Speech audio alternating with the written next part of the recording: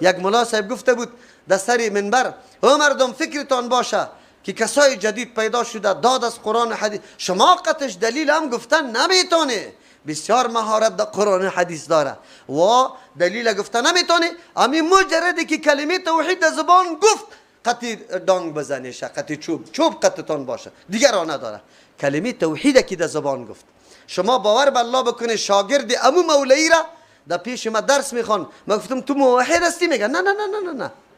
بیچاره وقتی که از پاکستان برام خط روان کرد که مولوی سے بسیار سخت ما چی شده بودم ما چرا اینطور بودم چرا اینطور میگفتم تو بی استازش برای ای تلقین داده بود که کلمه توحید در خود نسبت نده خدا موحد نگو چرا یه شعار او مردمی هستن که وا دعوت به سوی قرآن و حدیث میده امروز همین طور است از توحید چقدر مردم بد میبره